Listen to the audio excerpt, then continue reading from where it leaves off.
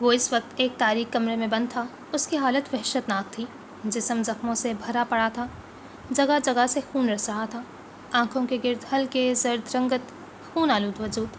وہ درد سے کراہ رہا تھا۔ تب ہی خاموشی کی ڈور کو کسی کی ہیلز کی ٹک ٹک نے توڑا۔ وہ سر اٹھا کر اسے دیکھنا چاہتا تھا، مگر اس کے پاس ہمت کہاں باقی تھی۔ وہ سرد آنکھوں والی لڑکی چہرے پر سنجیدگی لیے خاموشی سے اس کے سامنے آ رکی اور پھر پنجوں کے بل بیٹھ گئی۔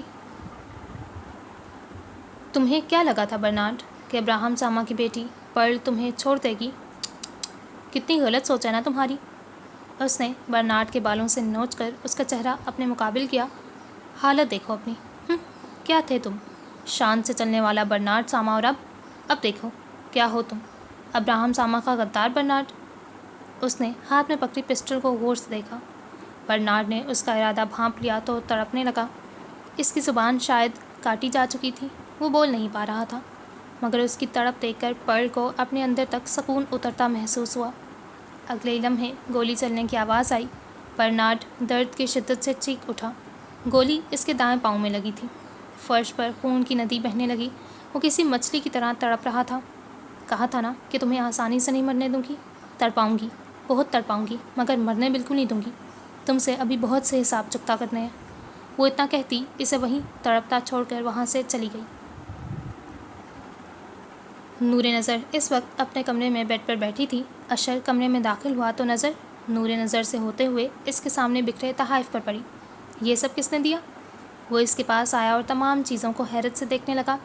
تمہاری بزنس پارٹنر نے، وہ عام سے انداز میں بولی، جبکہ اشر چونکا۔ میری بزنس پارٹنر؟ پرل کی بات کر رہی ہوں اشر، اور کتنی پارٹنرز ہیں تمہاری؟ او ہاں، پرل، صرف پرل ہی ہے، مگر میں حیران اس بات پر ہوں کہ پرل نے تمہیں یہ سب کیوں دیا؟ دوستی میں تو یہ سب چلتا رہتا ہے۔ وہ مزید حیران ہوئے بغیر نہ رہ سکا۔ تم دونوں کی دوستی کب ہوئی؟ نور نظر ہنس دی۔ بس ہو گئی۔ چند لمحے بعد وہ پھر بولی، ڈینی نے کہا تھا کہ وہ جلدی واپس آ جائے گا، مگر وہ آیا کیوں نہیں؟ اسے ضروری کام پڑ گیا تھا، اس لیے۔ نور نظر، وہ چند لمحے کے توقف سے بولا، کیا ہوا؟ مجھے ایک ضروری کام ہے تو مجھے جانا پڑے گا۔ اسے غصے میں آتا دیکھ وہ جلدی سے بولا، بٹ آئی پرومس میں جلدی واپس آ جاؤں گا۔ تم جھوٹ بول رہے ہو۔ اس نے منہ بسوڑا۔ نہیں، میں سچ بول رہا ہوں، ٹرسٹ می، میں جلدی واپس آ جاؤں گا۔ پکا پرومس؟ پکا پرومس۔ نور نظر کے اعصاب ڈھیلے پڑ گئے۔ تھوڑی دیر بعد اشر جانے کے لیے تیار تھا۔ نور نظر اسے سی آف کرنے دروازے تک آئی۔ جب وہ جانے لگا تو اس نے اشر کو روکا۔ اگلے ہی لمحے نور نظر نے اسے ایک بلیک کلر کا بینڈ دیا اور اپنا ہاتھ آگے کیا۔ میری کلائی پر باندھ دو۔ یہ کیا ہے؟ Guardian band. جب تک یہ میری کلائی میں رہے گا مجھے یقین رہے گا کہ تم محفوظ ہو۔ اشر مسکرا دیا۔ تمہارے ڈیڈ میرا کچھ نہیں بگاڑ سکتے۔ وہ بہت خطرناک ہے اشر۔ ہم دونوں میں سے کسی ایک کو بھی کچھ ہوا تو برباد دونوں ہوں گے۔ تمہارے ہینڈسم ہبی کو کچھ نہیں ہوگا، اور نہ ہی اس کے ہوتے ہوئے اس کی نور نظر کو کچھ ہو سکتا ہے۔ اس نے گارڈین بینڈ باندھ کر دوسرا گارڈین بینڈ خود پہننے کے لیے ہاتھ آگے بڑھایا۔ میں ہمیشہ تمہارے ساتھ رہنا چاہتا ہوں۔ تم مجھے کبھی چھوڑو گے تو نہیں؟ اس نے ڈبڈبائی آنکھوں سے سوال کیا۔ تمہیں چھوڑنا ہم دونوں کو مارنے کے برابر ہے۔ میں بھلا کیوں ایسا چاہوں گا؟ نور نظر نے بھی اس کی کلائی پر گارڈین بینڈ باندھ دیا تو اس نے نور نظر کا ماتھا چوما۔ پرل تمہارے ساتھ ہوگی، اس لیے فکر مت کرنا، وہ بہت اچھی ہے، جانتی ہوں۔ اشر نے اس کے آنسو پوچھے اور پھر وہ اسے الوداع کہہ کر چلا گیا۔ وفا کو نیند آنے لگی تو اس نے پلوشے سے الوداع کہا اور پھر اپنے کمرے کی جانب چل دی۔ راہداری سے گزرتے ہوئے اسے خوف سا آنے لگا۔ حویلی میں مدھم سی لائٹس جل رہی تھیں۔ ہر کمرے کا دروازہ بند تھا۔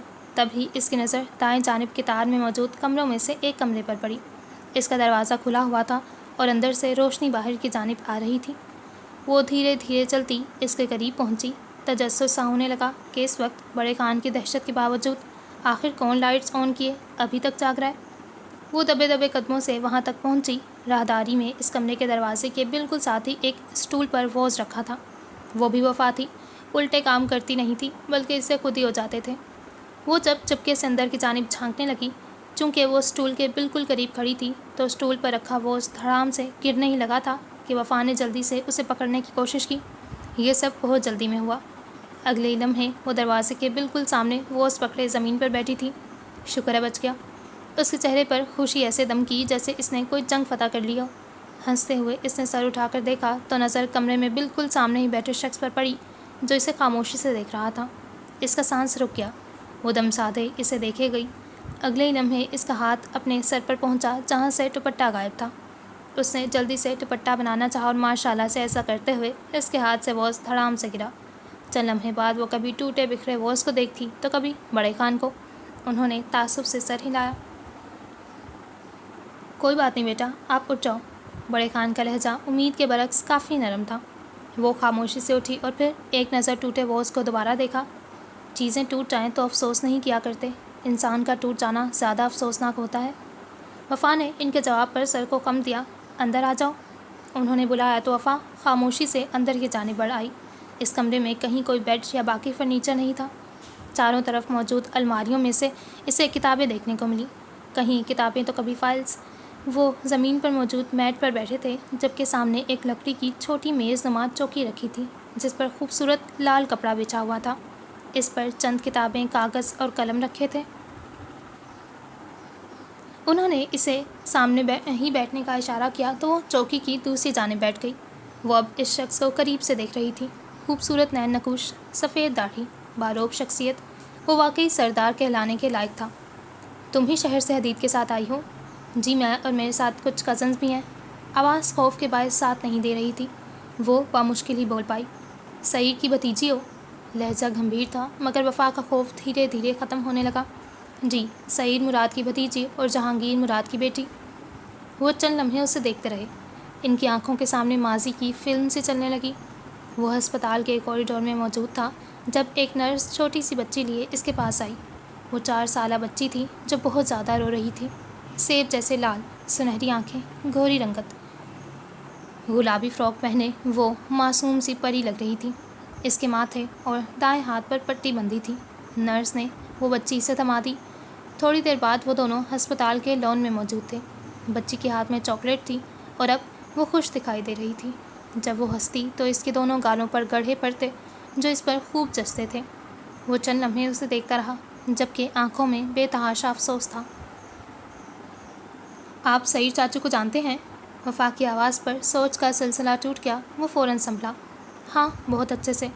ارے یہ تو بہت اچھی بات ہے، میں انہیں ضرور بتاؤں گی کہ بڑے خان آپ کو جانتے ہیں۔ چند لمحے پہلے والا خوف اڑن چھو ہو چکا تھا۔ اسے مت بتانا، مجھے جان لینا اس کے لیے ٹھیک نہیں ہے۔ اس کا لہجہ سپاٹ تھا۔ وہ کیوں؟ یہ ایک راز ہے اور راز بتائے نہیں جاتے، انہیں خود تلاشنا پڑتا ہے۔ لہجے میں اسی طرح اپنائیت بھری تھی جس طرح حدید کے لہجے میں ہوا کرتی تھی۔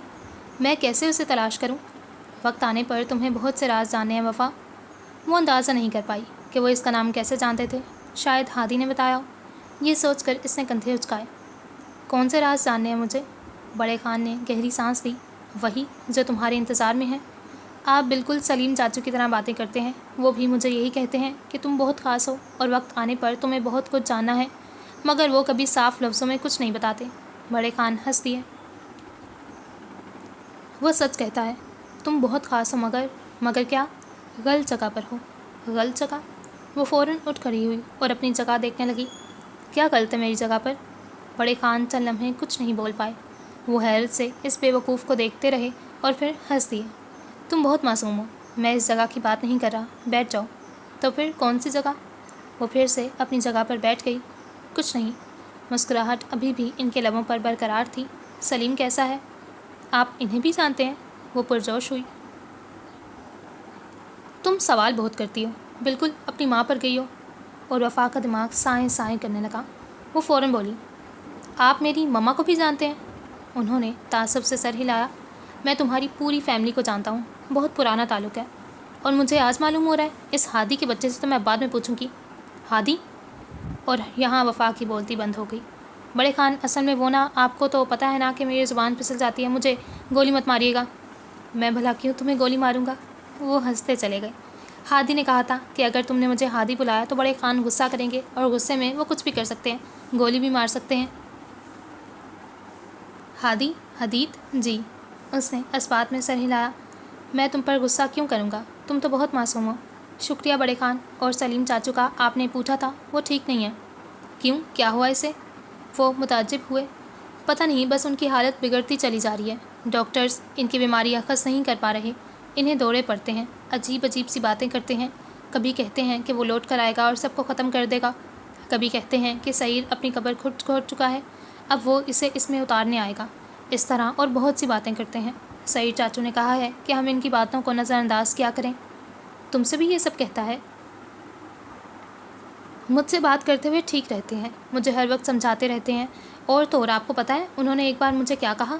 क्या? यही कि मैं मुराद हाउस से भाग जाऊँ, अपनी दुनिया में चली जाऊँ। वो मेरे लिए महफूज है। अगर मैं यहाँ रही तो सईद चाचू मुझे मार डालेंगे।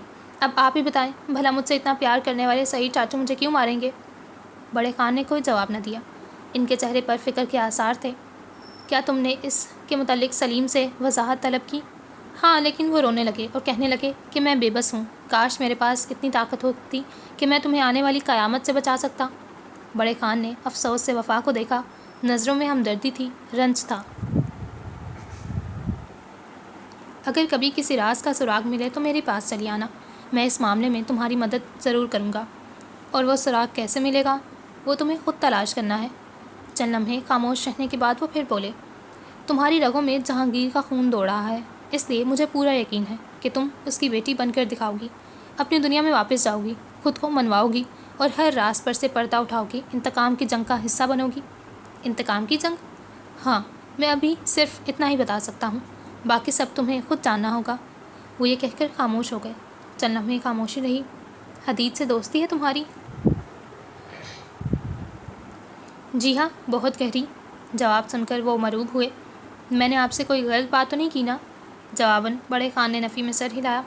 और गॉड, शुक्र है, हादी ने कहा था कि वहाँ कोई भी ऐसी वैसी बात नहीं करनी, वरना बड़े खान गुस्सा होंगे। वो हंस दिए। इसने मुझे काफ़ी जालिम बयान किया है ना? जी, मैं तो यहाँ आकर ही पछता रही थी, मगर अब मुझे लग रहा है कि मैंने यहाँ आकर बहुत अच्छा किया। आप तो बिल्कुल भी वैसे नहीं हैं जैसे हादी ने बताया था। माना कि शक्ल से आप काफ़ी सख्त और जालिम लगते हैं, मगर दिल के बहुत अच्छे हैं। वो एक बार फिर हंस दिए। मैं शुक्रिया अदा नहीं कर रहा। इनके जवाब पर वफ़ा भी खिलखिलाकर हंस दी। मैं भी वेलकम नहीं कर रही। कमरे में आती हंसी की आवाज़ पर हदीद, जो इसी जानिब आ रहा था, बुरी तरह चौंका। वो जल्दी से इस कमरे के अंदर दाखिल हुआ और फिर इसे वहीं देखने को मिला जिसका इसे खौफ था। सलाम बड़े खान। उसने खुद को संभाल कर सलाम किया, जबकि नज़र बार बार वफ़ा की जानिब उठती थी। वालेकुम अस्सलाम। वफ़ा, तुम इधर क्या कर रही हो? मुझसे मिलने आई थी और तुम्हें इस बात से कोई मसला नहीं होना चाहिए। वफ़ा ने इनके लहजे से अंदाज़ा लगाया कि हदीद और बड़े खान के ताल्लुकात कुछ ज़्यादा बेहतर नहीं थे। मुझे कोई क्यों मसला होगा बड़े खान? इस वक्त इसे आराम कर लेना चाहिए था। बड़े खान पूछे इससे कि इसने मुझे इतना क्यों डराया। वफ़ा फ़ौरन बोली। हदीद इसकी बड़े खान से इस कदर बेतकल्लुफ़ पर चौंक सा गया। मैंने डराया नहीं, सच बताया था। अच्छा, लेकिन बड़े खान तो इतने अच्छे हैं, अभी तक तो इन्हें मेरी किसी बात पर गुस्सा नहीं आया। अच्छे हैं तो सिर्फ तुम्हारे लिए। वो बुड़बुड़ाया। क्या कहा? कुछ नहीं। हदीद खामोश हो गया। वफ़ा, तुम अब जाकर आराम कर लो, सुबह हदीद तुम्हें अपने गांव की सैर करवाएगा। बड़े खान की बात पर वफ़ा सर को कम देकर उठी और वहाँ से जाने लगी। ध्यान से गुलदान के टुकड़े पाँव में न लग जाएं। जी बड़े खान। वफ़ा वहाँ से चली गई, जबकि हदीद एक अबरू उठाकर बड़े खान को बेयकीनी और बेतहाशा हैरत से देखता रहा। ऐसे क्या घूरे हो बरखुरदार? कुछ नहीं, बस ऐसे ही। वो इस जगह बैठ गया जहाँ से वफ़ा उठ कर गई थी। तुम ही सईद के एडवाइज़र हो ना? जब जानते हैं तो बार बार पूछते क्यों हैं? वो इनसे नज़रें नहीं मिला पा रहा था, ताकि शायद तुम्हें शर्म आ जाए और तुम ये काम छोड़ दो, ये जानते हुए भी कि एक एडवाइज़र अपनी जॉब से सिर्फ मौत की सूरत ही दस्तबरदार होता है। बड़े खान ने गुस्से में एक झटके से सामने रखी चौकी को हाथ से परे फेंका। इस पर रखा सारा सामान बिखर गया। तो ये जॉब की ही क्यों? वो चंद लम्हे पहले वाले शख्स नहीं रहे थे। इनका चेहरा गुस्से से दहकने लगा था। तुम सरदार बनकर बाकी की ज़िंदगी सुकून से इस गांव में गुजार सकते थे, मगर तुम्हारे सर पर तो सईद जैसे खबीस इंसान का साथ देने का भूत सवार हो चुका है। इनकी आंखें जब्त के मारे सुर्ख अंगारा बन चुकी थी। तनफ्फुस बिगड़ चुका था, जबकि हदीद खामोशी से उन्हें सुनता रहा। जानते भी हो कि किसके बेटे हो तुम? तुम्हारा बाप जहांगीर से दुश्मनी का कभी सोच भी ना सका, और तुम हो के सईद का साथ दे रहे हो। बड़े खान, मैं ये रास्ता अपना चुका हूँ, मुझे अब इसी पर चलने दें, वरना आप जानते हैं कि आपको मेरी लाश भी देखने को नहीं मिलेगी। इसीलिए पाल पोस कर बड़ा किया था तुम्हें कि तुम अपने ही बाप के दुश्मनों से हाथ मिला सको, अपने बाप के सबसे चहीते आदमी जहांगीर के खिलाफ जा सको। बड़े खान प्लीज़ बकवास बंद करो अपनी। وہ باقاعدہ اس پر دھاڑے تھے۔ آج اس لڑکی کو دیکھ کر جانتے ہو مجھے کتنی شرمندگی ہو رہی ہے۔ وہ تو تمہیں دوست سمجھتی ہے، اسے سعید کی سچائی تو ایک نہ ایک دن معلوم ہوگی ہی، لیکن ذرا سوچو، جس دن اسے تمہاری سچائی معلوم ہوگی تو کیا گزرے گی اس کے دل پر۔ جب ساری دنیا ساتھ چھوڑتی ہے نا تو دوست سہارا بنتے ہیں، اس کا تو دوست اس کا دشمن ہے۔ وہ خاموش رہا۔ وعدہ کرو مجھ سے، کرو وعدہ کہ کبھی اس لڑکی کو نقصان نہیں پہنچاؤ گے۔ بڑے خیال میں اسے نقصان کیوں پہنچاؤں گا، وہ واقعی میری دوست ہے۔ جب باس کچھ کہتا ہے تو اس کا حکم ماننا ایڈوائزر پر فرض ہو جاتا ہے۔ تم نقصان نہ بھی پہنچاؤ تو سعید اسے ایک دن ضرور نقصان پہنچائے گا۔ وہ ایسا نہیں کرے گا، وہ اس سے بہت پیار کرتا ہے۔ وہ ہمیشہ اپنے پیاروں پر ہی وار کرتا ہے۔ کیا اسے انمول عزیز نہیں تھی؟ وہ تو اسے ملکہ قلب مانتا تھا۔ کیا اس کا بھائی جہانگیر اس کے لیے اہم نہیں تھا؟ کیا اقرا اس کی بھابھی اور وفا کی ماں نہیں تھی؟ کیا سلیم اس کا بھائی نہیں تھا؟ حدید کچھ بھی بول نہ پایا۔ میری ایک بات کان کھول کر سن لو، اگر وفا کو کوئی بھی تکلیف پہنچی تو تمہارا مجھ سے اور اس حویلی سے ہر طرح کا تعلق ختم ہو جائے گا۔ پھر جا کر اپنے اس خبیث باس کے پاس رہنا اور اس کے تلوے چاٹنا۔ حدید کے لیے ضبط کرنا مشکل ہو گیا۔ وہ مٹھیاں بھینچے بیٹھا رہا۔ چلے جاؤ یہاں سے، کہیں ایسا نہ ہو کہ میری پستول میں موجود گولیاں تمہارے سینے میں اتر جائیں۔ حدید ایک جھٹکے سے اٹھا اور دروازے کو دھڑام سے بند کرتا وہاں سے چلا گیا۔ اس نے ووز کے ایک بڑے ٹکڑے کو پیر سے ٹھوکر ماری تو وہ بہت دور جا گرا۔ اس کا چہرہ سرخ ہو چکا تھا، سنہری آنکھوں میں بھی سرخی تھی۔ تلوے چاٹنا، واٹ ربش! اسے وہ الفاظ یقیناً بہت برے لگے تھے۔ رات کے وقت نور نظر اور پرل ایک ساتھ بیٹھی کافی پی رہی تھی۔ ان میں کافی بے تکلفی ہو چکی تھی۔ پرل نے زندگی میں پہلی بار کوئی دوست بنائی تھی اور اسے خوشی تھی کہ اس کی قسمت میں نور نظر جیسی دوست لکھی ہوئی تھی۔ وہ اس کے ساتھ بیٹھتی تو یہ بھول جایا کرتی تھی کہ اس کی دنیا اور نور نظر کی دنیا میں بہت فرق ہے۔ ساتھ ہوتے ہوئے وہ صرف دوست ہوا کرتی تھی۔ وہ اس کے ساتھ ہنسنے لگی تھی، اس کی آنکھوں میں چمک سی آنے لگی۔ تمہیں اشر سے محبت کیسے ہوئی نور نظر؟ پرل کے سوال پر نور نظر ہنس دی۔ محبت کا کیسے اور کیوں سے کوئی تعلق نہیں ہوتا، یہ بس ہو جایا کرتی ہے۔ اس کے لیے کسی وجہ کی ضرورت نہیں ہوتی، اور نہ ہی ہمیں معلوم ہوتا ہے کہ محبت کیسے ہو رہی ہے۔ ہمیں تو اس کے ہونے کا احساس بھی ہوتا ہے جب یہ ہمارے دل کی دنیا میں اپنا مستقل مقام بنا چکی ہوتی ہے۔ پرل نے سمجھتے ہوئے اس بات میں سر ہلایا۔ پتہ ہے پرل، میں زندگی سے بہت بیزار ہو چکی تھی۔ بچپن میں صرف موم کا ساتھ تھا، ڈیڈ کی محبت کے لیے ترستی رہی۔ پھر ڈیڈ کی ہی دشمنی کی وجہ سے میں نے موم کو کھو دیا۔ ڈیڈ کی صحبت نصیب ہوئی تو احساس ہوا کہ ڈیڈ انسان ہی ہے۔ کم سے کم انسان اتنے ظلم نہیں کر سکتے جتنے ڈیڈ نے کیے۔ وہ میرے سامنے ہی لوگوں کو بغیر کسی وجہ کے صرف اپنا شوق پورا کرنے کے لیے بے دردی سے مار دیا کرتے تھے۔ پھر مجھے ڈیڈ سے نفرت ہونے لگی۔ یونیورسٹی پہنچی تو کسی کو دوست نہیں بنایا۔ ایسا لگتا تھا کہ اگر کسی کو دل کے ذرا بھی قریب کیا تو میں اسے کھو دوں گی۔ میں زندگی کے ہر مقام پر محرومیاں جھیلتی رہی، مگر پھر مجھے اشر ملا۔ وہ مسکرا دی۔ پرل نے دیکھا کہ اشر کا نام لے کر ہی اس کی تمام کوفت دور ہو چکی تھی، جیسے وہ اپنی زندگی کے سب سے خوبصورت حصے کو بیان کرنے جا رہی ہو۔ اس نے مجھ سے دوستی کی، میرا خیال رکھا، مجھے ہنسنا سکھایا، مجھے بتایا کہ مجھے زندگی گزارنی نہیں بلکہ جینی ہے۔ اس نے میری تمام محرومیوں کو دور کر دیا۔ وہ ہوتا ہے تو لگتا ہے کہ سب ٹھیک ہے، سب بہت حسین ہے، مگر وہ نہ ہو تو خوف سا رہتا ہے کہیں ہم ایک دوسرے کو کھو نہ دیں۔ اس نے اپنی کلائی میں موجود گارڈین بینڈ کو دھیرے سے چھوا۔ ایسا کبھی نہیں ہوگا، تم لوگ ایک دوسرے کے لیے ہی بنے ہو، تمہیں کوئی بھی اس سے جدا نہیں کر سکتا۔ پرل نے اسے حوصلہ دیا تو وہ مسکرا دی۔ وہ سب صبح ناشتے کے بعد گاؤں کی سیر کرنے کے لیے بالکل تیار تھے۔ پلوشے اور گل لالہ بھی ان کے ساتھ جا رہی تھیں۔ جب وفا ان سب کے ہمراہ حویلی کے اندرونی حصے سے باہر نکلی تو اس کی نظر اس کے گروپ کے باقی افراد پر پڑی۔ حدید ان کے ساتھ ہی ٹھہرا تھا مگر ان کی جانب متوجہ نہیں تھا۔ وہ مکمل طور پر اپنے موبائل میں مصروف تھا۔ پلوشے اور گل لالہ پیچھے پیچھے چلنے لگیں اور دوپٹہ اچھے سے سیٹ کر لیا۔ وہ سب ان کے قریب پہنچے تو لڑکے انہیں دیکھ کر بہت خوش ہوئے۔ ان کے چہرے بتا رہے تھے کہ وہ وہاں آ کر کافی انجوائے کر رہے ہیں۔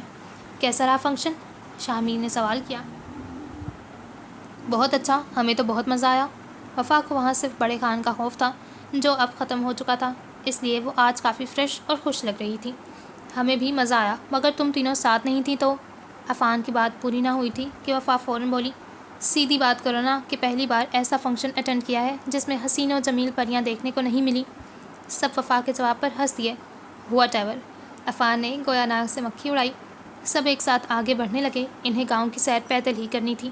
وفا کو آج پلوشے نے تیار کیا تھا۔ اس نے سفید شلوار قمیض کے ساتھ سترنگی دوپٹہ پہن رکھا تھا، پاؤں میں سترنگی کھسا پہن رکھا تھا بالوں کو چوٹی میں باندھا ہوا تھا، جبکہ اس کے چھوٹے بال آگے کو لہرا رہے تھے، جو اسے مزید پرکشش بنا رہے تھے۔ آنکھیں کاجل سے لبریز تھیں، وہ واقعی بہت پیاری لگ رہی تھی۔ بہت پیاری لگتی ہو، عفان نے قریب ہو کر سرگوشی کی۔ میں کب نہیں لگتی؟ اس نے ایک ادا سے اپنی چوٹی پیچھے کی جانب ڈالی اور مسکرا کر کہتی آگے بڑھ گئی۔ اس کی ان اداؤں پر تو کوئی بھی ہنسی خوشی اپنی جان وار سکتا تھا، جیسا کہ عفان اور اس سے کچھ فاصلے پر موجود وہ وجیح شخص جو وفا کو اس صورت میں دیکھ کر مبہوت سا ہو گیا تھا۔ وہ چند لمحے اسے دیکھتا رہا، آنکھوں میں موجود محبت کے آسمان پر چاہت کی کوس و قزح بننے لگی۔ اگلے لمحے کانوں میں بڑے خان کے الفاظ گونجے تو اس نے سر جھٹکا اور ان کے ساتھ ساتھ چلنے لگا۔ تم کیوں خاموش ہو آج؟ چند لمحوں بعد وہ اسے اپنے ساتھ ساتھ چلتی دکھائی دی۔ حدید نے نفی میں سر ہلایا۔ اپنا گاؤں اسی طرح لٹکے ہوئے منہ کے ساتھ دکھاؤ گے؟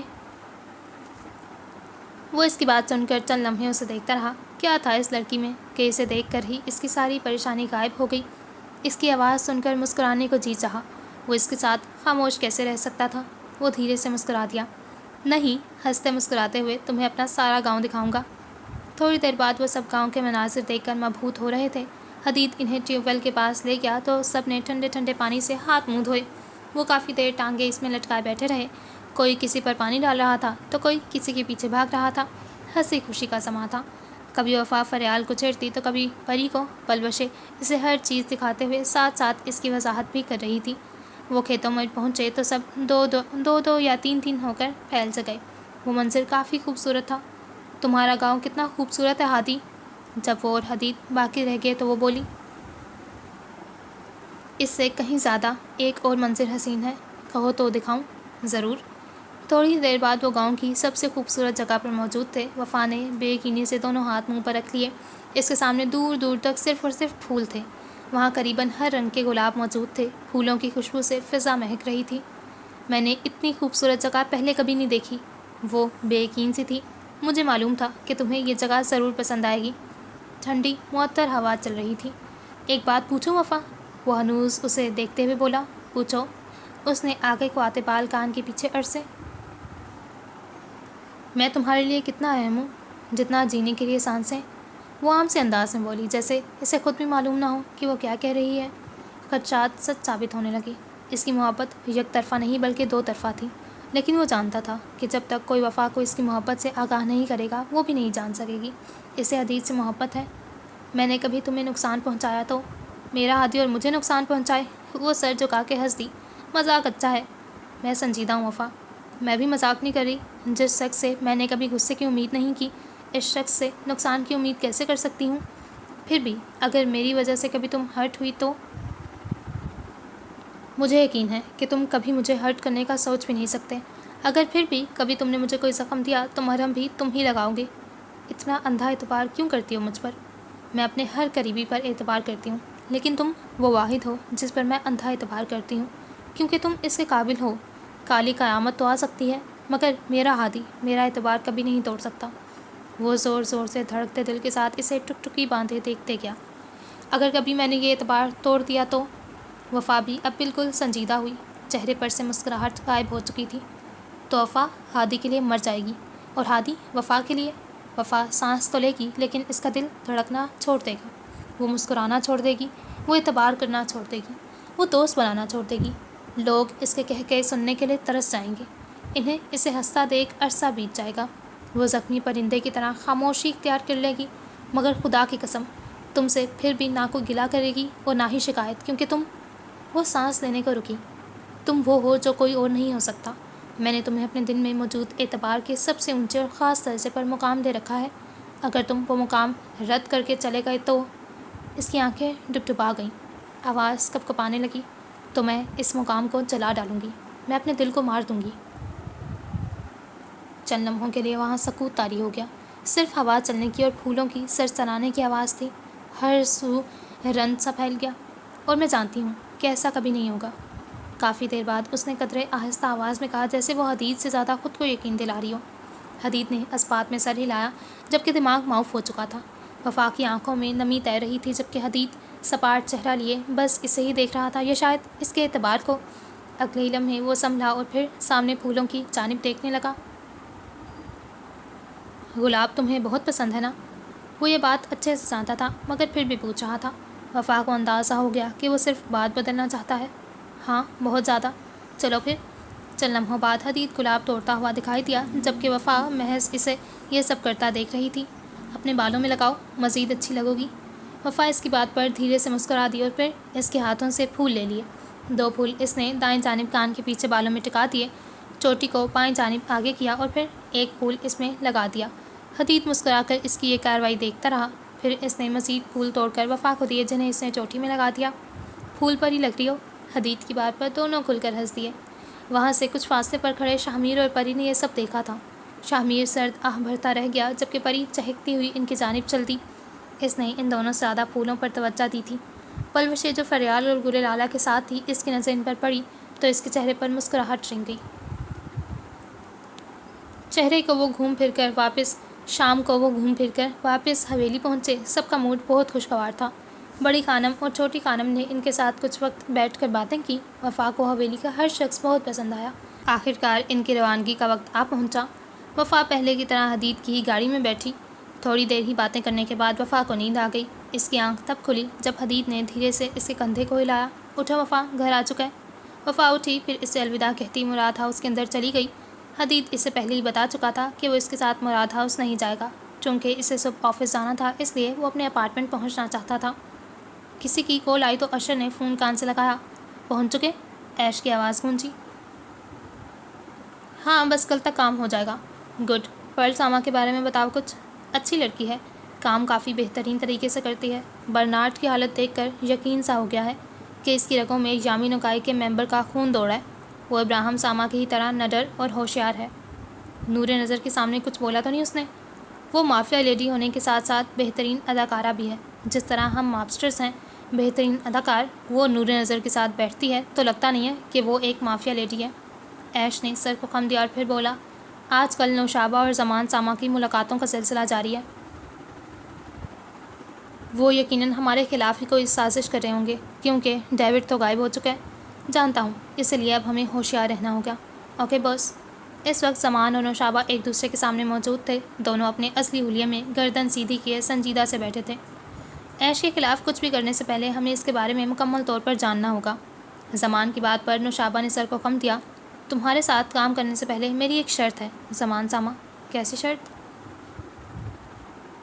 سارا معاملہ صرف ہم دونوں کے بیچ ہی رہے گا۔ تم جانتی ہو، ایک باس کچھ بھی اپنے ایڈوائزر سے مشورہ کیے بغیر نہیں کرتا۔ اسی لیے تو کہہ رہی ہوں، ہمارا معاملہ تمہارے ایڈوائزر تک بھی نہیں پہنچنا چاہیے۔ اگر تم متفق ہو تو ٹھیک ہے، ورنہ اوکے مجھے منظور ہے۔ نوشابہ فاتحانہ انداز میں مسکرا دی۔ اب تک کی معلومات کے مطابق یہ ہے ایش۔ زمان نے ایک تصویر اس کے سامنے رکھی۔ نوشابہ نے وہ تصویر دیکھی تو بے اختیار اس کا ایک ابرو اٹھ گیا۔ اس نے تصویر سے نظر ہٹا کر زمان کو حیرت سے دیکھا۔ میں اسے حقیقت میں دیکھ چکی ہوں۔ زمان چونکا۔ کہاں؟ یہ کسی لڑکی کے ساتھ گینزا 6 مال میں موجود تھا۔ ٹوکیو میں؟ زمان کے چہرے پر خوشی دمکی جب نوشابہ نے اسبات میں سر ہلایا۔ میں کل ہی جاپان جا رہا ہوں۔ مگر تم کرو گے کیا؟ نوشابہ یقیناً پریشان ہوئی تھی۔ ہم رابطے میں رہیں گے، میں تمہیں سب بتا دوں گا۔ زمان وہاں سے چلا گیا تو نوشابہ اس تصویر کو دیکھتی رہ گئی۔ دل کو کچھ ہوا زمان نے اسے نقصان پہنچایا تو؟ دل نے سوال کیا۔ وہ حیران رہ گئی۔ اسے اس کی فکر کیوں ہونے لگی؟ کیا وہ اسے پہلی نظر میں ہی دل دے چکی تھی؟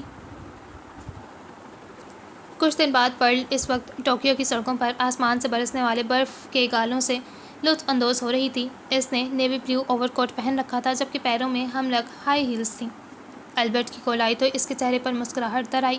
ہیلو پرل ساما، آپ کے لیے نئی خبر ہے۔ بولو۔ زمان ساما آج ہی جاپان پہنچا ہے۔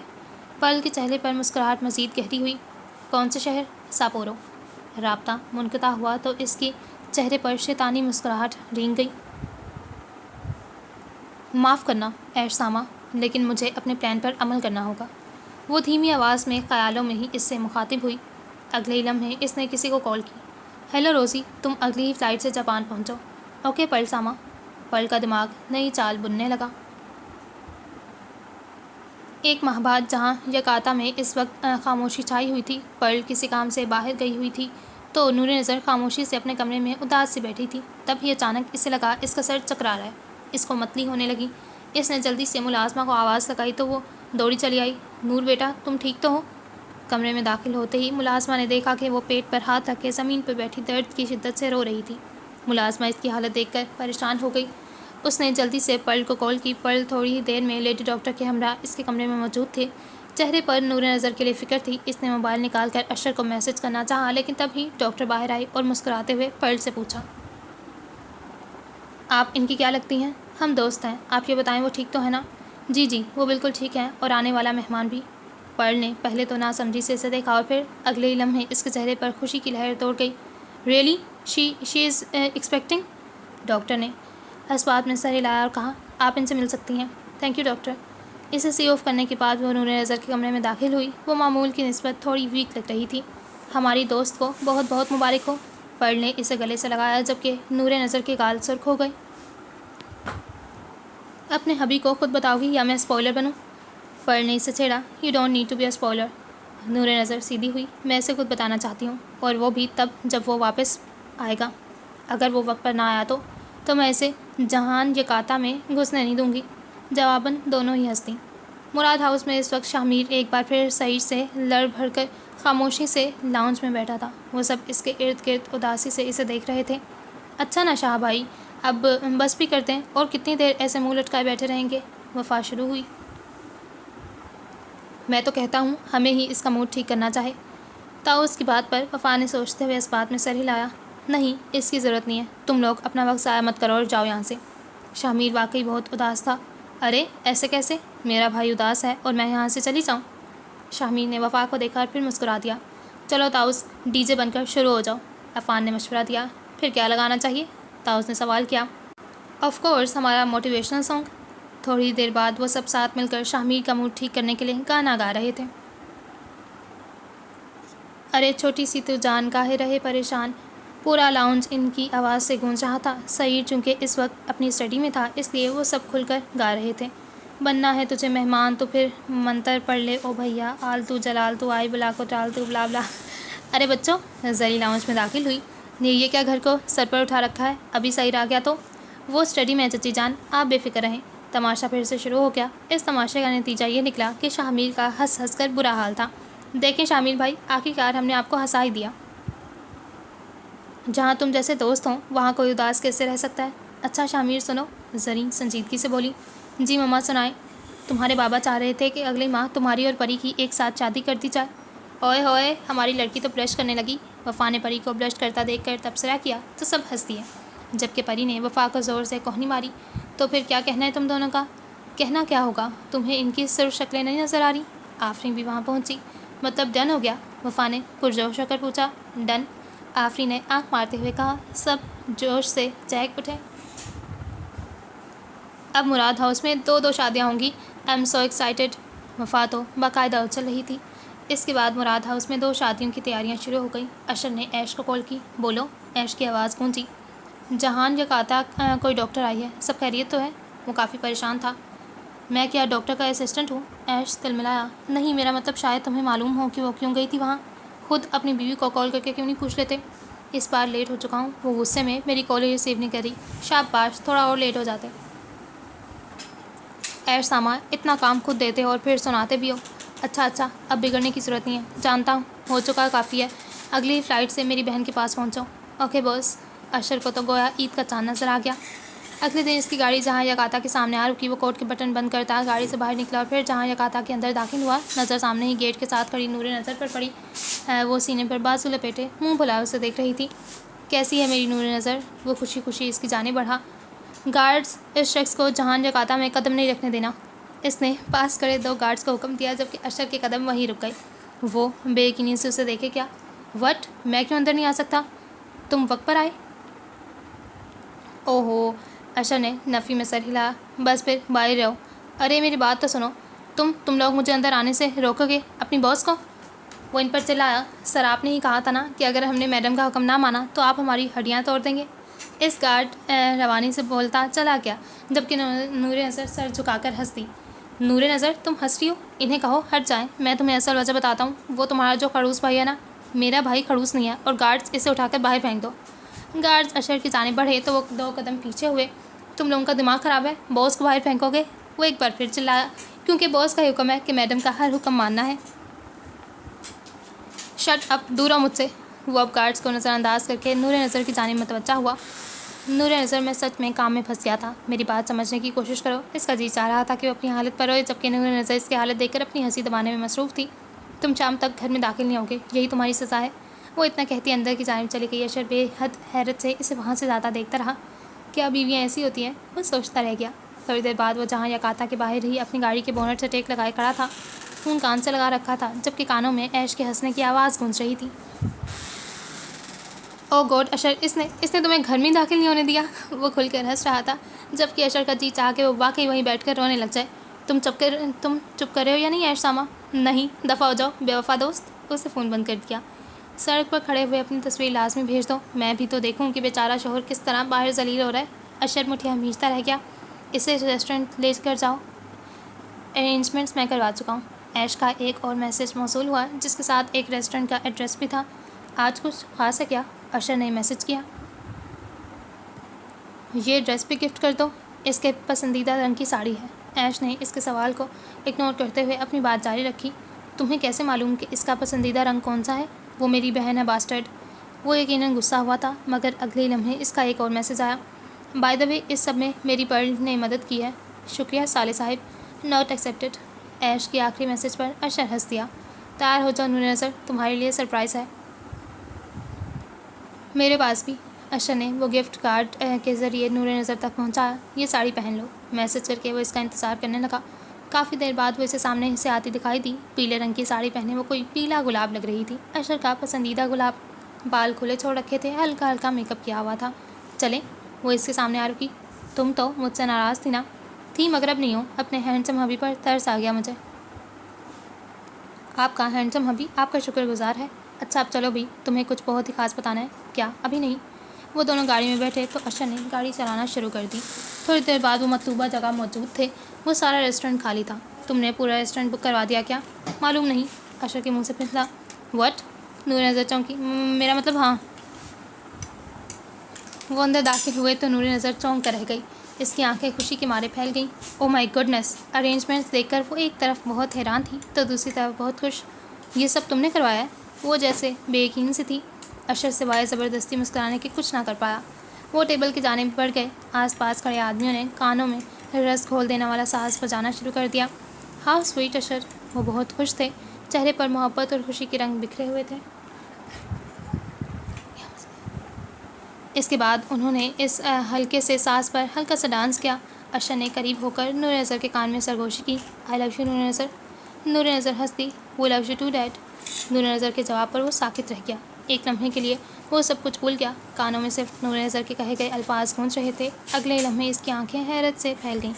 इसके चेहरे पर खुशी दमकने लगी। व्हाट? क्या क्या कहा तुमने? वो बेयकीनी से देख रहे थे। वही जो तुमने सुना। क्या मैं डैड बनने वाला हूँ? नूर नज़र ने इस बात में सर हिलाया तो इसने अगले लम्हे नूर नज़र को गले से लगा लिया। वो खुश था, बहुत खुश, इतना खुश कि इसका जी चाहा वो चीख चीख कर सारी दुनिया को बताया कि इसकी ज़िंदगी में एक और खुशी आने वाली है। इसे ज़िंदगी में कभी कोई खुशी नहीं मिली थी। नूर नज़र इसकी ज़िंदगी की सबसे पहली खुशी थी, मगर अब वो वाहिद नहीं रही थी। इसकी बदौलत इसे एक और खुशी मिलने वाली थी। थैंक यू सो मच नूर नज़र। इसने इसका माथा चूमा। देखना, वो बिल्कुल तुम्हारी जैसी होगी। वो बिल्कुल तुम्हारे जैसा होगा। नहीं, मेरी बेटी होगी और वो बिल्कुल तुम्हारी जैसी होगी, नीली झील जैसी आंखों वाली। तुम्हें कैसे मालूम? मुझे यकीन है। चूँकि अशर वापस आ चुका था तो पर्ल ने इन्हें खैर बात कहा और सापोरो चली गई। और फिर वहाँ से शुरू हुई हाना और रियो की कहानी। ज़मान ने चूँकि इसे सापोरो के रहने वाली एक मासूम सी लड़की समझा, इसलिए इसने इसे अपना नाम ज़मान ना बताया बल्कि रियो बताया था। पर्ल बहुत खुश थी कि शिकार खुद इसके जाल में आ फंसा है। वक्त गुजरता गया। ज़मान ने सापोरो में रहते हुए अशर और नूर नज़र के मतलब तमाम इन्फॉर्मेशन इकट्ठी कर ली। अब बस इसे बेहतरीन वक्त का इंतज़ार था। इसे हाना की सोहबत बहुत अच्छी लगने लगी। वो इसके साथ खुद को बहुत खुश महसूस करने लगा। इसने बिल्कुल दुरुस्त कहा था कि हाना इसके दिल से औरतों के लिए नफरत मिटाने में कामयाब रही थी। इसका दिल हाना के लिए धीरे धीरे मोम होने लगा। ज़मान मलिक इतनी आसानी से कहाँ मोहब्बत करने वाला था, इसलिए हाना मोहब्बत तो नहीं, अलबत्ता पसंद की हद तक इसे बहुत अच्छी लगने लगी। वाकई पर्ल बेहतरीन अदाकारा थी। सापोरो में क्या कर रहे हो? ज़मान ने अरसम से बात की तो इसने सबसे पहले यही सवाल किया। कुछ खास नहीं, लड़की का मामला हमेशा ख़ास होता है ज़मान सामा। ज़मान इसकी बात पर खामोश रहा। इसे अरसम के इन सरप्राइज़ की आदत हो चुकी थी। तुम्हें कैसे मालूम कि लड़की का मामला है? ज़मान सामा, क्यों अपना फोकस लूज़ करने पर तुले हो? छोड़ो इस सबको। ارسم نے اس کے سوال کو نظر انداز کیا۔ وہ اچھی لڑکی ہے ارسم۔ زمان کی بات پر ارسم خاموش ہو گیا۔ اس کے علاوہ کیا کر رہے ہو؟ ارسم نے معمول سے انداز میں پوچھا۔ زمان ایک لمحے کا رکا، جی چاہا کہ اشر اور نور نظر والا معاملہ بتا دے، مگر پھر نوشابہ کی شرط یاد آنے پر وہ خاموش رہا۔ ارسم، میرا ایک کام کرو گے؟ تمہارے ہی کے تو کام کرتا ہوں۔ تم سعید سامہ سے پر کڑی نظر رکھو، وہ ہمارے خلاف کوئی چال چل رہا ہے۔ زمان اس کا دھیان خود سے ہٹانا چاہتا تھا۔ زمان سامہ، تم تو جانتے ہو کہ آج کل لاس اینجلس میں اس کی بلڈنگ کا کام جاری ہے۔ چند ماہ بعد وہ مکمل ہوگا تو اس کا بزنس سٹارٹ ہو جائے گا، اور تم اس کے بزنس میں اس کا بھرپور ساتھ دو گے۔ جانتا ہوں، پہلے اس کا اعتبار جیتنے کے لیے اس کے بزنس کو بہت آگے لے کر جاؤں گا، پھر جب اس کا سارا انحصار مجھ پر اور اس کے بزنس پر ہوگا تو میں اسے زمان سامہ کا وفادار بن کر دکھاؤں گا اور بتاؤں گا کہ میں اس کے ساتھ محض ایک چال کے تحت۔ ارسم کے جواب پر زمان کے لبوں کو مسکراہٹ چھو گئی۔ تم بہت کمال شخص ہو ارسم، تمہارا دماغ کمپیوٹر کی طرح کام کرتا ہے۔ ایک ہی وقت میں 2 لوگوں کا ایڈوائزر ہونا کوئی آسان بات نہیں ہے، میرے لیے ناممکن بھی نہیں ہے۔ مراد ہاؤس میں نوشابہ سے تمہاری ملاقات ہوتی رہے گی، کیسی لگتی ہے وہ تمہیں؟ نہایت بے وقوف، نالائق، اکھڑ، بدمزاج اور بدتمیز لڑکی۔ زمان اس کے جواب پر ہنس دیا۔ لگتا ہے تمہاری کوئی ذاتی دشمنی ہے اس کے ساتھ۔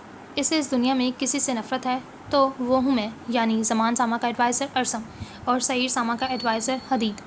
اس کی وجہ یہی ہے کہ میں اس کی شخصیت کو اس کے سامنے بیان کرنے سے نہیں ڈرتا، بس اسی لیے اب میں اسے بالکل نہیں پسند، اور مجھے تو وہ کبھی اچھی ہی نہیں لگی تھی۔ تم سعید سامہ کے بچوں کی شادی انجوائے کرو اور مجھے بھی کچھ دن سکون سے ہانا کے ساتھ گزارنے دو۔ رابطہ منقطع ہونے سے پہلے ہی زمان پھر بولا۔ ارسم، میرا ایک اور کام بھی کر دو۔ وہ کیا؟ جب تم شادیوں سے فارغ ہو جاؤ تو مجھے ہانا کے متعلق معلومات فراہم کرنا، اوکے؟ ایش سامہ، اشر نے ایش کو کال کی۔ اس وقت تو میری کال کاٹ دی تھی، اب کیوں کال کر رہے ہو؟ ارے سالے صاحب، تم تو ناراض ہی ہو گئے، تمہیں تو معلوم ہے مجھے مذاق کرنے کی عادت ہے۔ ایش ہنس دیا۔ اب کام کی بات کرو۔ Thank you so much, not accepted. Ash چند لمحوں بعد پھر بولا۔ That is all for my sister. Ashar اس کے جواب پر ہنس دیا۔ تم چاچو اور ماموں دونوں مرنے والے ہو۔ اس نے ایش کو خوشخبری دینا چاہی۔ میں صرف ماموں بننے والا ہوں۔ ایش نے ایک لمحے کی بھی تاخیر کے بغیر رابطہ منقطع کر دیا، جبکہ اشر ہنستا چلا گیا۔ کچھ عرصے بعد ہانا اور ریو اس وقت ساپورو میں موجود تھے۔ چونکہ موسم سرما اپنے عروج پر تھا، اس لیے ہر طرف برف کی سفید چادر بچھی تھی۔ ساپورو کلاک ٹاور برف سے ڈھانپا ہوا تھا، مزید خوبصورت لگ رہا تھا۔ ہانا نے گہرے جامنی رنگ کے گھٹنوں تک آتی ڈریس کے ساتھ سفید اوور کوٹ پہن رکھا تھا، پیروں میں ہمیشہ کی طرح ہائی ہیلڈ بوٹس تھے۔ اسی طرح ساتھ چلتے ریو نے بھی سفید ہائی نیک کے ساتھ سفید اوور کوٹ پہن رکھا تھا۔ وہ دونوں ایک ساتھ چل رہے تھے۔ ریو کے ساتھ سائیکل تھی، جس کی فرنٹ باسکٹ میں سفید اور جامنی گلابوں کا بوکے رکھا تھا۔ باتیں کرتے ہوئے وہ ساپورو کلاک ٹاور سے کہیں آگے پہنچ گئے تھے، تب ہی ریو اچانک رک گیا۔ ہانا اس کے رکنے پر رک گئی اور پھر اس کی نظروں کے تعاقب میں دیکھا۔ ریو کی نظر ایک سفید عمارت پر ٹھہر چکی تھی۔ وہ پوری کی پوری عمارت سفید تھی، جس کی تعمیر میں زیادہ تر شیشہ استعمال کیا گیا تھا۔ وہ عمارت اتنی عالیشان اور پرکشش تھی کہ دیکھنے والی آنکھ اس پر ٹھہر سی جاتی۔ کیا ایسا ممکن نہیں ہے کہ یہ سفید محل ہماری ملکیت ہو اور پھر ہم دونوں مل کر اسے محبت اور خوشی کے رنگوں سے رنگ محل بنا دیں؟ ہانا اس کی بات سن کر چند لمحے اسے دیکھتی رہی۔ دل میں ٹیس سی اٹھی۔ اس شخص سے محبت وہ کرنا نہیں چاہتی تھی اور نفرت وہ کر نہیں پا رہی تھی۔ کیا اس شخص کو دھوکہ دینا آسان تھا؟ ریو نے سفید محل سے نظریں ہٹا کر ہانا کی جانب دیکھا تو وہ سر جھٹک کر مسکرا دی اور پھر نفی میں سر ہلایا۔ تم ایک عام سے ورکر ہو ریو، اور میں پھول بیچ کر اپنا گزر بسر کرنے والی لڑکی۔ اس سفید محل کو خریدنا ہمارے بس کی بات نہیں ہے۔ ریو اس کی بات سن کر چند لمحے اس محل کو دیکھتا رہا۔ ایک دن یہ سفید محل میری ملکیت ہوگا، یہ میرا تم سے وعدہ ہے۔ ریو کی بات پر ہانا کا دل ڈوب کر ابھرا، آنکھوں میں کرب سجا کا، مگر وہ خود کو سنبھال دے رہی۔ وہ جانتی تھی کہ زمان کے لیے اس محل کو خریدنا کوئی بڑی بات نہیں تھی، لیکن ریو ہانا کے ساتھ زمان ہونے کا اقرار کرے، یہ ناممکن بات تھی۔ کافی دیر بعد وہ اپنے اپارٹمنٹ کے اسی مخصوص کمرے میں موجود تھی۔ اسٹول پر بیٹھی وہ اس کی صورت کو کینوس پر اتار رہی تھی۔ آنکھیں خشک اور ویران تھیں۔ ایک طرف ریو کی آواز کانوں میں گونجتی تو دوسری طرف ابراہم سامہ کی محبت، اس کا یقین، اس کا مان یاد آتا۔ جب آرٹ مکمل ہو چکا تو اس نے اس کے ایک طرف کونے میں لکھا، تمہاری ہانا۔ وہ باہر جانے کے لیے اٹھی ہی تھی کہ اسے سامنے ابراہم کھڑا نظر آیا۔ ڈیڈ؟ وہ چونک کر اسے دیکھے گئی۔ باہر اندھیرا تھا، صرف وہی کمرہ روشن تھا۔ ابراہم چونکہ دروازے کے پاس باہر کی جانب کھڑا تھا، اس لیے اس کا چہرہ وہ واضح طور پر نہ دیکھ سکی۔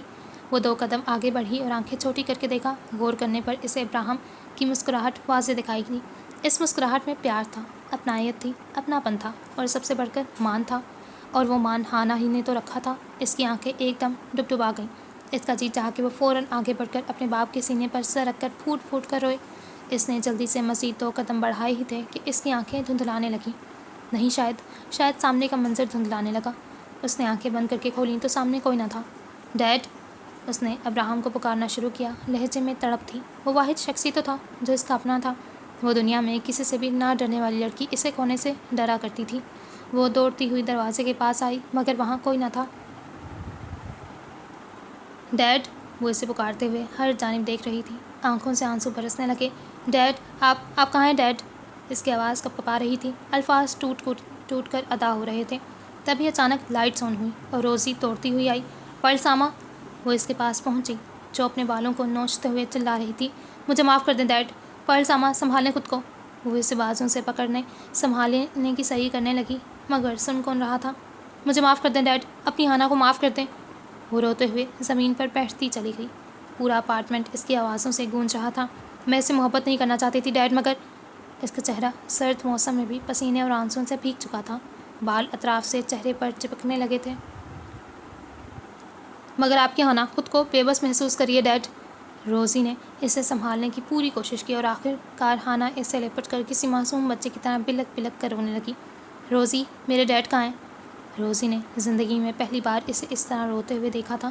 وہ لڑکی جو بڑی سے بڑی تکلیف پر بھی کبھی نہ روئی، جو اپنی ماں کی موت پر نہ روئی، جو اپنے باپ کی موت پر نہ روئی، وہ آج شرمندگی کے باعث پھوٹ پھوٹ کر رو رہی تھی۔ وہ زمان ساما سے محبت ہو جانے پر رو رہی تھی۔ روزی پلیز میرے ڈیڈ کو بلاؤ، انہیں کہو کہ اپنی ہانا کو معاف کر دیں۔ ان کی ہانا ایسا نہیں چاہتی تھی مگر وہ بے بس ہو چکی تھی۔ پرل ساما، خدا کے لیے خود کو سنبھالیں۔ ابراہم ساما یہ نہیں ہے اور نہ ہی کبھی لوٹ کر آئیں گے۔ مگر انہیں نہیں جانا چاہیے تھا روزی۔ ان کی ہانا کو ان کی بہت ضرورت ہے۔ ان کی ہانا کو محبت توڑنے لگی ہے۔ انہیں کہو کہ وہ آ جائیں۔ کہیں ایسا نہ ہو کہ ان کی ہانا محبت کے ہاتھوں ٹوٹ جائے۔ پرل ساما، میری طرف دیکھیں۔ کون ہیں آپ؟ کس کی بیٹی ہیں آپ؟ پرل ساما، آپ ابراہم ساما کی بیٹی ہیں۔ آپ پرل ابراہم ہیں۔ آپ وہ ہیں جو کوئی اور لڑکی نہیں ہو سکتی۔ آپ صرف آپ ہیں۔ آپ واحد ہیں۔ آپ کا کوئی ثانی نہیں ہے۔ جو آپ کر سکتی ہیں وہ کوئی اور نہیں کر سکتا۔ آپ پرل ہیں اور پرل محبت کو بھی ہرا سکتی ہے۔ ہانا کی سسکیاں ایک دم رک گئیں۔ آنکھیں ایک دم خشک ہو گئیں۔ دماغ سائیں سائیں کرنے لگا۔ دل کی دھڑکن اس لمحے رک کر اچانک زور زور سے چلنے لگی۔ آنکھوں میں موجود ٹھاٹھے مارتا آنسوؤں کا سمندر ایک دم ساکن ہو گیا۔ آپ یہ کر سکتی ہیں پرل ساما، مجھے یقین ہے۔ ابراہم ساما کو بھی یقین تھا آپ زمان ساما کو ہرا سکتی ہیں۔ صرف آپ ہی ہیں جس کے ہاتھوں زمان ساما کی موت لکھی ہے۔ آپ تاریخ بدلیں گی۔ آپ محبت کو ہرائیں گی۔ آپ زمان ساما کو خود قتل کریں گی۔ انتقام کی جو آگ ابراہم ساما کی موت پر بھڑک اٹھی تھی، روزی کے الفاظ اس میں روح پھونک رہے تھے۔ آپ نے ابراہم ساما سے وعدہ کیا تھا کہ آپ زمان ساما کو ہرائیں گی۔ محبت ہو جانے سے آپ کمزور نہیں ہوئی پرل ساما۔ خدا را خود کو قابل ترس مت بنائیں بلکہ ابراہم ساما کی بیٹی بن کر دکھائیں۔ اس نے اپنے گال ہاتھ کی پشت سے رگڑتے اور پھر پرعزم ہو کر بولی، میں وعدہ کرتی ہوں، میں اپنی محبت کو خود ہراؤں گی۔ میں زمان ساما کو اپنے ہاتھوں سے ماروں گی۔ یہ میرا نہ صرف ڈیڈ سے بلکہ خود اپنے آپ سے وعدہ ہے۔ آواز پھر بھی آخر میں کپکپا گئی۔ پرل نے اس دن معصوم سی ہانا کو اور اپنی محبت کو اپنے ہی اندر مار کر دفن کر ڈالا۔ آج میں اور تمہارا کھڑوس بھائی ایک ساتھ جہان جگاتا آ رہے ہیں۔ اشر کا میسج دیکھ کر نور نظر کے لبوں کو مسکراہٹ چھو گئی۔ اس نے فوراً ان کے لیے کھانے کا انتظام کروانا شروع کر دیا۔ چند ہی گھنٹوں بعد وہ دونوں جہان جگاتا میں تشریف لا چکے تھے۔ نور نظر نے وہ سامان دیکھا تو مسکرا دی۔ وہ ساری شاپنگ بیبی گرل کے لیے کی گئی تھی۔ تمہیں کیسے معلوم کہ بیبی گرل ہوگی؟ اس نے سوال کیا۔ تمہارے شوہر نے فرمایا تھا، ایش نے سنجیدگی سے کہا۔ ہاں، کیونکہ میں جانتا ہوں کہ بیبی گرل ہی ہوگی، ہماری اینا۔ اشر نے منہ بسوڑتے ہوئے کہا۔ ہاں، تم تو کوئی ولی ہو نا جسے الہام ہوتے ہیں۔ واٹ ایور، اشر نے گویا ناک سے مکھی اڑائی۔ کافی دیر باتیں کرنے کے بعد نور نظر ملازمہ کے پاس کچن میں چلی گئی۔ دونوں کی نظر ایک ساتھ صوفے پر رکھے نور نظر کے موبائل پر پڑی۔ ان دونوں نے پہلے موبائل کو دیکھا پھر ایک دوسرے کو۔ تھوڑی دیر بعد وہ دونوں اسٹڈی میں موجود تھے۔ دروازہ بند تھا جبکہ اشر کے ہاتھ میں نور نظر کا موبائل تھا۔ یہ دیکھو، یہ بھی دیکھو، اب بتاؤ تمہاری بہن کے ہم سب کو مروانے کے ارادے ہیں کہ نہیں؟ اشر اسے باری باری انسٹاگرام کی تمام پوسٹ دکھا رہا تھا جن میں وہ اور نور نظر بالکل واضح تھے۔ اگر یہ ایسا کرتی رہی تو اس کے باپ یا پھر زمان ساما میں سے ہم تک کوئی نہ کوئی ضرور آ پہنچے گا۔ تم مجھے اس کے اکاؤنٹ کی تمام ڈیٹیلز دو، میں کچھ کرتا ہوں، ایش نے اپنے موبائل نکالتے ہوئے کہا۔ تھوڑی دیر بعد اشر عادت سے مجبور اکاؤنٹ سے ہوتا ہوا اس کے کانٹیکٹ لسٹ تک جا پہنچا۔ تم کانٹیکٹ لسٹ میں کیا کر رہے ہو؟ ایش اس کی اس حرکت پر حیران ہوا۔ دیکھ رہا ہوں کہ میری پیاری نور نظر نے میرا نمبر کس نام سے سیو کر رکھا ہے، وہ ہنستے ہوئے بولا۔ کتنے نام جانتی ہے وہ تمہارے؟ میرا مطلب جس طرح آج کل کی لڑکیاں اپنے جانو مانو کا نمبر سیو کرتی ہیں، sweetheart, soulmate, lifeline, heartbeat, my love وغیرہ وغیرہ۔ ایش نے بے اختیار ایک ابرو اٹھا کر اسے دیکھا اور پھر تعصب سے سر ہلاتا اپنے موبائل میں مصروف ہو گیا۔ ایش ساما، اشر پریشان سا بولا۔ کیا ہوا، کہیں ڈرائی کولا تو نہیں لکھا ہوا؟ ایش کی بات پر ضبط کرتا رہ گیا۔ نہیں، دراصل اس میں میرا نمبر ہی سیو نہیں ہے۔ یہ کیسے ممکن ہے؟ پھر وہ کام کے دوران تمہارا سر کیسے کھاتی ہے؟ معلوم نہیں، اشر نے لا علمی کا اظہار کیا۔ چند ہی لمحوں بعد اس کی انگلی ایک نام پر جا رکی، چہرے پر تذبذب جاگا۔ یہ کون ہے؟ اشر کو پریشان دیکھ کر ایش نے وہ نام دیکھا تو چونک گیا۔ تمہارے علاوہ کون ہو سکتا ہے؟ اگلے لمحے وہ ہنستے ہوئے بولا۔ اشر نے پریشانی کے عالم میں پہلے ایش کو دیکھا، پھر موبائل اسکرین کو جہاں پر ذلیل اول لکھا ہوا تھا اس نے اس پر کلک کر کے ڈیٹیلز دیکھی تو وہ واقعی اس کا نمبر تھا۔ اسے خود پر ہنسی بھی آ رہی تھی اور ترس بھی۔ ایش اب تک سنبھل چکا تھا، مگر اگلے لمحے اسے جھٹکا لگا جب اس کی نظر ذلیل دوم پر پڑی۔ اشر نے جلدی سے اس کی ڈیٹیلز دیکھی، وہ ایش کا نمبر تھا۔ ان دونوں نے پہلے ایک دوسرے کو دیکھا اور پھر اگلے لمحے گردن پیچھے کی جانب ڈال کر زوردار قہقہا لگایا۔ انہیں خود پر واقعی ہنسی آ رہی تھی، جن کے نمبر نور نظر نے ذلیل اول اور ذلیل دوم کے نام سے سیو کر رکھے تھے۔ اچانک دروازہ کھلا اور نور نظر اندر داخل ہوئی۔ اس نے باری باری دونوں کو دیکھا جو خاموشی سے اسے دیکھ رہے تھے۔ تم دونوں خاموش ہو تو پھر باہر کس کے ہنسنے کی آوازیں آ رہی تھیں؟ اس نے سب سے پہلا سوال یہی کیا۔ ہمیں کیا معلوم؟ وہ چند لمحے مشکوک انداز میں انہیں آنکھیں چھوٹی کر کے دیکھتی رہی اور پھر بولی۔ اچھا، میرا موبائل گم گیا ہے، کیا تم دونوں میں سے کسی نے دیکھا ہے؟ ان دونوں نے ایک دوسرے کو دیکھا اور پھر نور نظر کی جانب دیکھ کر نفی میں سر ہلایا۔ او مائی گاڈ، ذلیل دوم، اشر ہنستے ہوئے بامشکل بول پایا۔ اور تم ذلیل اول، ایش نے گویا یاد دہانی کروائی۔ اچانک ہی دروازہ دوبارہ کھلا۔ اس سے پہلے کہ وہ سنبھلتے، نور نظر انہیں ہنستا ہوا دیکھ چکی تھی۔ ان دونوں کی ہنسی کو فوراً بریک لگی اور وہ سنجیدہ ہو کر سیدھے ہوئے۔ وہ کیسے بھول گئے تھے کہ وہ بھی کلارا ڈیوڈ تھی، اس کی رگوں میں بھی یامی نکائی کے ممبر ڈیوڈ ساما کا خون تھا۔ یقیناً میرا موبائل بھی تم لوگوں کے پاس ہی ہوگا، وہ سینے پر بازو لپیٹے سنجیدگی سے بولی۔ نہیں تو، اشر نے فوراً جواب دیا۔ جانتے ہو یہ کتنی غیر اخلاقی حرکت ہے؟ دراصل جس دن اخلاقیات کا سبق پڑھانا تھا اس دن ہم دونوں نے اسکول سے چھٹی لے لی تھی، اشر نے چہرے پر معصومیت سجائے کہا تو وہ تعصب سے سر ہلاتی رہ گئی۔ کچھ دن بعد نور نظر اس وقت اپنے کچن میں کھڑی ملازمہ کو ہدایت دینے میں مصروف تھی۔ اچانک ہی کسی نے اس کے کندھے پر ہاتھ رکھا تو وہ چونک کر برق رفتاری سے مڑی۔ پرل، تم نے تو مجھے ڈرا ہی دیا، اس میں ڈرنے والی کیا بات ہے؟ ملازمہ کھانا بنانے میں مصروف ہو گئی تو پرل اور نور نظر باہر لان میں آ بیٹھی۔ موسم سرما کا اختتام تھا۔ اب اس طرح اچانک سامنے آ جاؤ گی تو ڈر تو لگے گا نا۔ پریشان لگ رہی ہو، سب خیریت تو ہے؟ پرل نے چونک کر اسے دیکھا، مگر اگلے ہی لمحے وہ سنبھلی اور اس بات میں سر ہلا کر کہا، سب ٹھیک ہے پرل۔ نور نظر نے آنکھیں چھوٹی کر کے اسے مشکوک انداز میں دیکھا تو پرل نظریں چرا گئی۔ نور نظر نے اس کے ہاتھ اپنے ہاتھوں میں لیے اور بولی، دوست ہوں تمہاری اور دوستوں سے کچھ نہیں چھپاتے، دوست ہی تو ہمارے ہر زخم کا مرہم ہوتے ہیں۔ میں ہمیشہ محبت کرنے سے کتراتی تھی نور نظر، وہ کافی دیر بعد کچھ سوچتے ہوئے بولی، میں نے زندگی میں محض ایک شخص سے محبت کی، اپنے ڈیڈ سے۔ اس کے بعد میں نے محبت کو اپنے قریب آنے سے روکنے کی ہر ممکن کوشش کی، ہر بار آزمایا، دل کو پتھر بنایا، لیکن وہ خاموش ہو گئی۔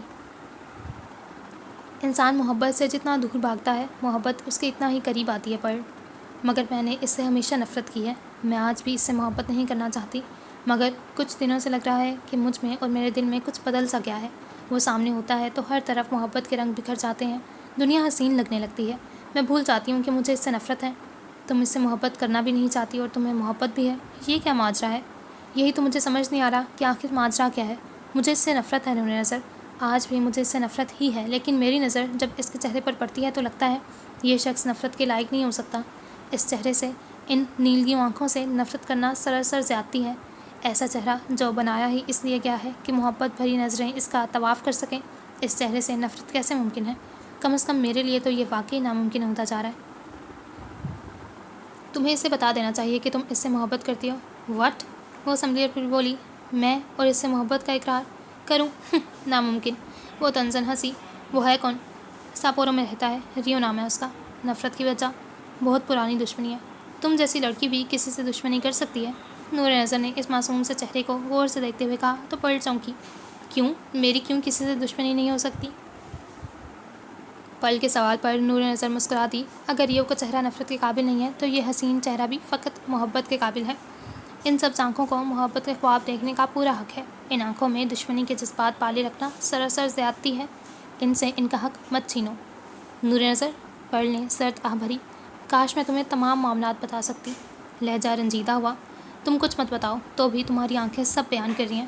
تم ریو سے واقعی محبت کر بیٹھی ہو۔ ایسا نہیں ہو سکتا، میں ایسا نہیں ہونے دے سکتی۔ میں محبت کو شروعات میں ہی ختم کر ڈالوں گی۔ نور نظر مسکرا دی، یہ محبت کی شروعات نہیں ہے پرل، تمہاری آنکھوں میں محبت کے خواب اپنا مستقل مقام بنا چکے ہیں۔ تمہارے دل کے زمین پر محبت اپنے قدم جما چکی ہے۔ تم میرے دل کا حال جانے بغیر ایسا کیسے کہہ سکتی ہو؟ پرل حیرت سے اسے دیکھے گئی۔ تم جانتی ہو دوست کس ہستی کو کہتے ہیں؟ پرل نے اسے ناسمجھی سے دیکھا۔ دوست اس ہستی کو کہتے ہیں جو آپ کی سرد آنکھوں کے اندر تک جھانک لے، جو آپ کے سخت لہجے کا جواب نرم لہجے سے دے، جو آپ کی مسکراہٹ میں چھپے درد کو پہچان لے، جس کے لیے آپ کا پتھر دل بھی کسی شفاف آئینے کی مانند ہو، جسے دیکھ کر وہ آپ کے اندر کا سارا حال جان لے۔ وہ رکی اور پھر پرل کے ہاتھوں پر اپنے ہاتھوں کی گرفت مضبوط کی۔ اور تم مجھ سے پوچھ رہی ہو کہ میں کیسے جانتی ہوں؟ پرل لاجواب سی ہو گئی، وہ کچھ بھی نہ بول پائی۔ اس سے محبت میرے لیے بہت خطرناک ہے نور نظر، میں تمہیں کیسے سمجھاؤں؟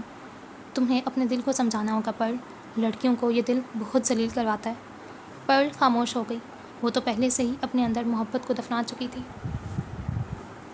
میں پرل ہوں نور نظر، میں محبت کو ہراؤں گی۔ میں نے کہا تھا کہ مجھے کچھ نہیں توڑ سکتا، تو مطلب کچھ نہیں، محبت بھی نہیں۔ میں باقی لڑکیوں کی طرح محبت کو اپنے سر پر سوار کر کے اپنے مقصد سے لا تعلق نہیں ہوں گی۔ وہ اٹھی اور نور نظر کو گلے سے لگایا جو خاموشی سے اسے سن رہی تھی۔ تم دیکھنا نور نظر، میں پرل ابراہم بن کر دکھاؤں گی اور فتح حاصل کروں گی۔ میری فتح کی خوشخبری میں سب سے پہلے تمہیں سناؤں گی، آئی پرومس۔ وہ اس سے الگ ہوئی اور مسکرا کر الوداع کہتی وہاں سے چلی گئی، جبکہ نور نظر بت بنی کھڑی اسے وہاں سے جاتا دیکھتی رہی۔ دماغ سن ہو گیا، رنگت زرد پڑ گئی، کانوں میں صرف یہی الفاظ گونجنے لگے، میں پرل ابراہم بن کر دکھاؤں گی۔ آنکھیں حیرت سے پھیل چکی تھیں۔ پرل ابراہم، اب راہم، وہ کپکپاتی آواز میں بڑبڑائی۔ منظر بدلا، جہان جکارتا کا لان ڈیوڈ جکارتا کے لاؤنج میں بدل گیا۔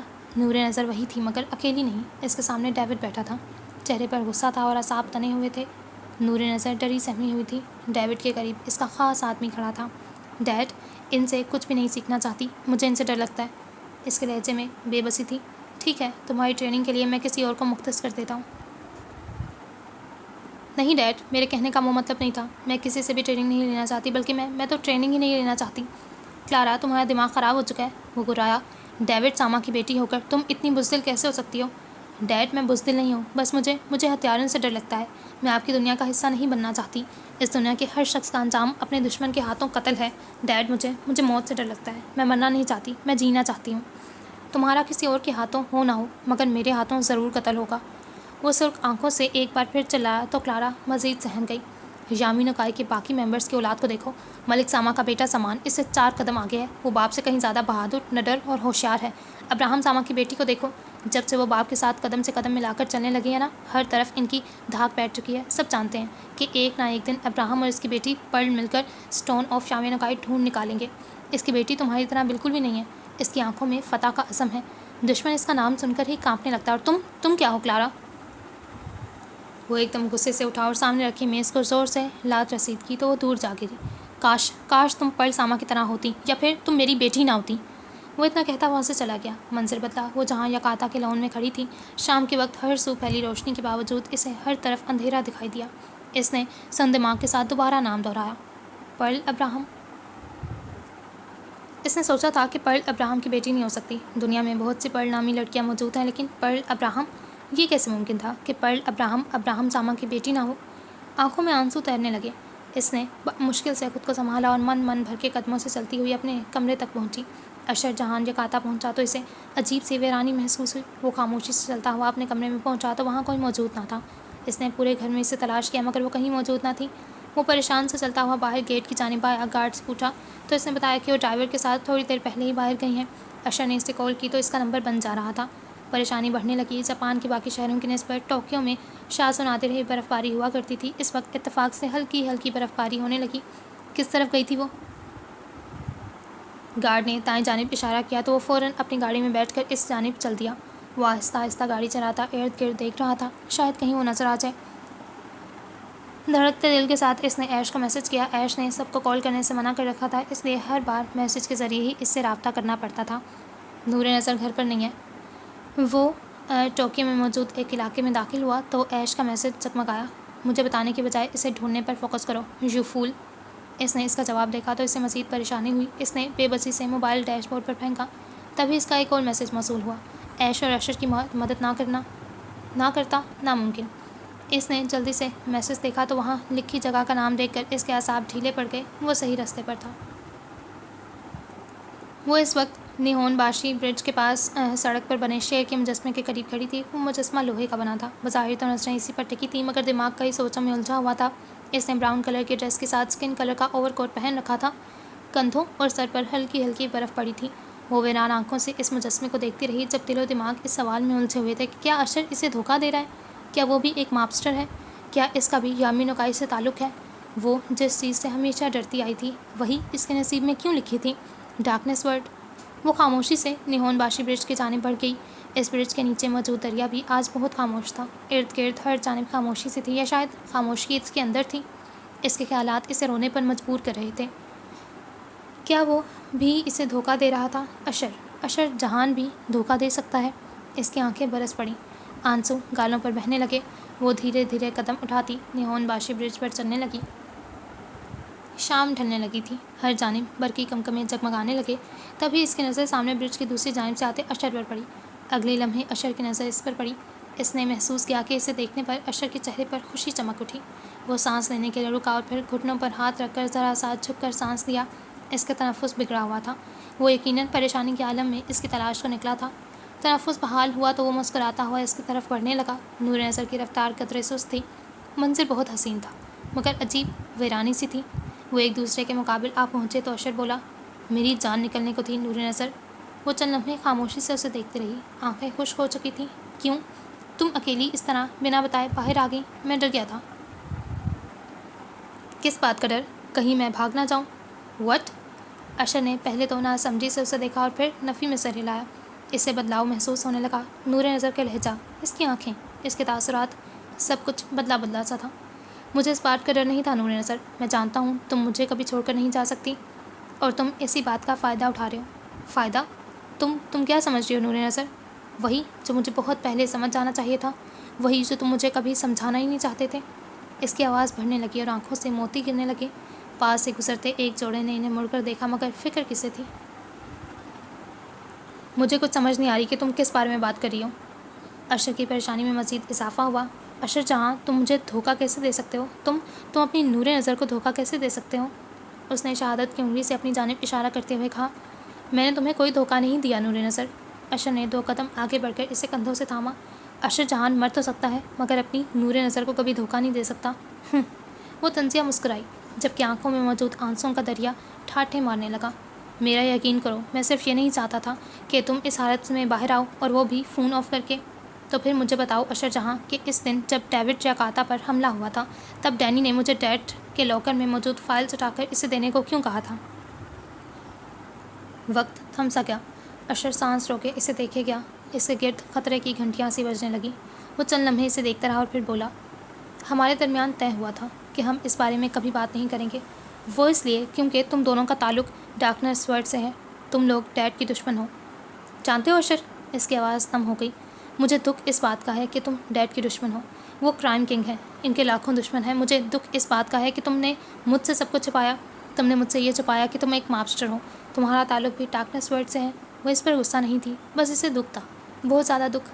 اگلے ہی لمحے وہ اس کے سینے سے لگ کر زاروں کی طرح رونے لگی۔ اشر بے جان ہوتے وجود کے ساتھ اسے سن رہا تھا۔ اسے اپنے وجود سے جان نکلتی ہوئی محسوس ہوئی۔ وہ مکمل طور پر ایک بت بن چکا تھا۔ تم جانتے ہو میں تمہیں چھوڑ کر نہیں جا سکتی۔ میں تمہارے بغیر بالکل نہیں رہ سکتی۔ تم نے یہ سب کیوں کیا اشر؟ تم نے اپنی نور نظر کے ساتھ ایسا کیوں کیا؟ میں مجبور تھا۔ وہ بامشکل اتنا ہی بول پایا۔ نور نظر نے سر اٹھا کر اسے دیکھا۔ رونے کی وجہ سے اس کا چہرہ سرخ پڑ چکا تھا، نیلی آنکھوں کے کناروں پر بھی سرخی تھی۔ اسے اس حال میں دیکھ کر بھی اشر کو اس پر بے تحاشا پیار آیا تھا۔ کیا مجبوری تھی تمہاری؟ وہ بہت ہی معصومیت اور بے بسی سے بولی، میں تمہیں نہیں کھونا چاہتا تھا نور نظر۔ اور یہ وہ بات تھی جسے سن کر وہ اس کے سینے سے لگ کر مزید رونے لگی۔ دل کی بھڑاس نکلنے لگی۔ اس کا اس طرح بچوں کی طرح بلک بلک کر رونا اشر کو تکلیف دے رہا تھا۔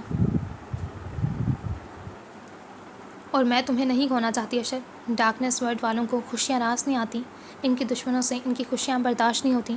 اشر، اگر تمہیں کچھ ہو گیا تو میرا کیا ہوگا؟ ہماری اینا کا کیا ہوگا جو ابھی تک اس دنیا میں بھی نہیں آئی؟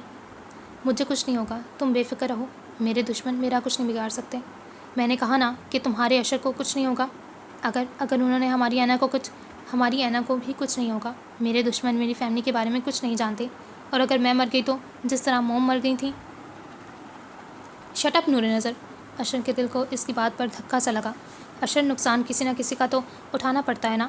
وہ ابھی بھی رو رہی تھی۔ تم دونوں کو کچھ نہیں ہوگا، کبھی بھی نہیں۔ تم میری زندگی ہو نور نظر، تمہارے بغیر جینے کا تصور بھی میرے لیے جان لیوا ہے۔ اشر، تم یہ سب چھوڑ کے نہیں دیتے؟ اس کے گال سرخ تھے، سر پر برف پڑ رہی تھی، شام ڈھل چکی تھی، رات کا آغاز ہو چکا تھا، نیون باشی برش روشنی سے جگمگانے لگا۔ یہ سب چھوڑ دینا زیادہ خطرناک ہے۔ نہیں، تم پلیز یہ سب چھوڑ دو اشر، پلیز۔